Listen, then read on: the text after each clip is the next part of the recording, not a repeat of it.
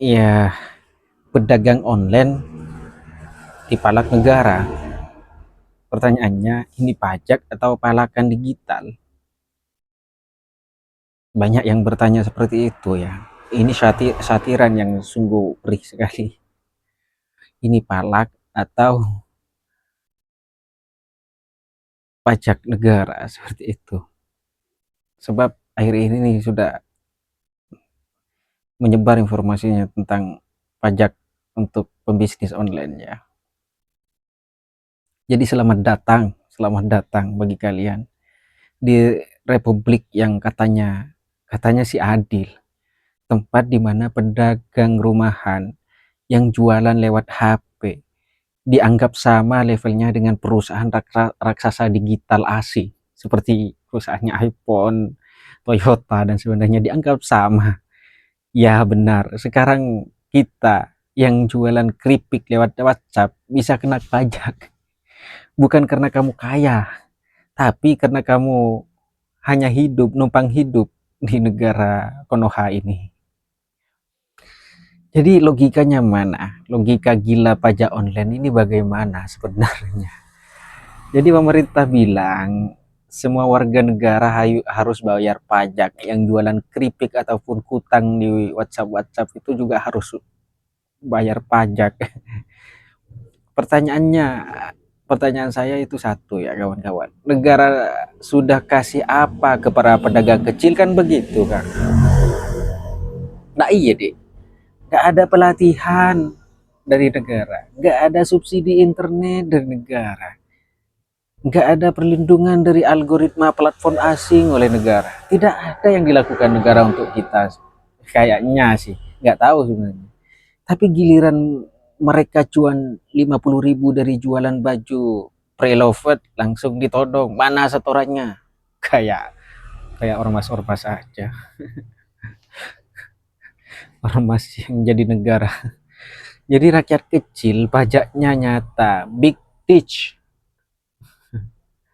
Jadi pajaknya nyata, rakyat kecil itu pajaknya nyata. Kita hidup di negeri di mana dropshipper ditagih pajak, tapi perusahaan asing yang jualan data rakyat kita diundang rapat, difasilitasi, diberi makanan yang enak. Lucu kan? Lucu negara Konoha ini. Ya negara kuat ke rakyat sendiri, tapi sopan ke raksasa digital di luar negeri. Rakyat kecil ditindas. Ya gimana lagi? Ya pertanyaannya pajak atau perampokan sah ini? Atau gimana? Saya tanya jujur, pajak ini adil apa enggak? Kan begitu. Ini bukan anti pajak ya. Kita bukan anti pajak, kita cuman muak. Karena dibalik narasi keadilan fiskal, ada narasi keadilan fiskal itu, yang terjadi adalah pemalakan berjubah hukum. Orang susah makin ditekan, sementara penguasa tidur nyenyak di balik peraturan yang mereka buat sendiri. Jadi falsafahnya mana kemudian? Ketika dikaji secara filsafat, John Locke itu bilang pemerintah ada untuk lindungi hak milik kita, rakyat kecil terutama yang sering tertindas. Tapi di sini pemerintah justru rebut remeh-remeh dari rakyatnya sendiri. Rawls itu bilang keadilan itu kalau yang miskin diuntungkan. Tapi ini ya yang disasar malah yang dagang sambal rumahan itu langsung ditodong. Jualan kutang 5.000 itu langsung ditodong 3.000. Syariah Islam itu bilang penguatan tanpa maslahat adalah kezaliman. Pajak tanpa maslahat itu gak kezaliman. Saya pernah bilang di video sebelumnya. Iya pikiran mereka yang penting ada masukan. Jadi harus dipajak. Walaupun masukannya dari jualan kutang tadi 5.000 dipalak 3.000. Apa bedanya preman sama negara kemudian? Pertanyaannya. Ya preman dan datang minta uang keamanan. Negara datang minta pajak. Itu cuman bedanya sebenarnya. Ya sama-sama nggak bantu usaha, sama-sama menyusahkan, sama-sama maksa. Bedanya satu, yang satu berseragam rapi, berjas dan pakai mobil, yang satunya pakai Levi's, pakai baju compang-camping dan tato di mana-mana. Itu bedanya cuman. Jadi kalau negara sudah lupa siapa yang harusnya dilindungi, maka jangan heran kalau rakyat mulai muak, dengan negara, dengan pemerintah. Pedagang online itu bukan masalah ya, pedagang online bukan masalah. Mereka adalah solusi dari kemiskinan. Tapi jika solusi pun ditindas, apa yang tersisa selain kemarahan? Kan begitu kawan-kawan. Menjadi sangat ironis sekali. Kita yang jualan online yang pendapatannya sehari bisa 20.000, 50.000 malah dipalak, dimintain pajak. Iya, kita bukan anti negara. Kita cuma ingin negara yang waras, negara yang masuk akal, negara yang sadar. Tidak semua yang bisa dipajaki layak dipajaki, kan begitu.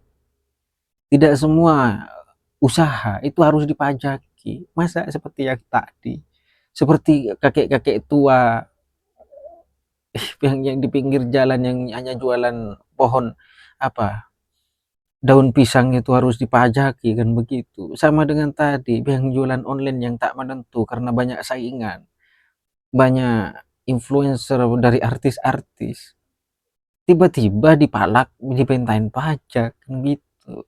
Kita tak menentu sebagai influencer, sebagai pembisnis online, jualan online tidak menentu. Kadang ya kalau dapat 1 juta alhamdulillah sehari, tapi kan banyak yang juga yang masih kecil-kecil, yang ya kalau 1 jutaan sehari itu kan mereka rata-rata influencer besar seperti Ria Ricis mungkin, ya seperti Fuji atau seperti artis-artis lainnya. Ya nggak apa-apa kalau itu. Tapi kalau disamaratakan seperti kita-kita yang cuman dapat komisi itu komisi, misalkan jualan pajak jadi influencer di TikTok affiliate, apa di Shopee affiliate yang kadang Rp600 setiap hari, masa mau dipalak, kan begitu. Logikanya di mana, kan gitu.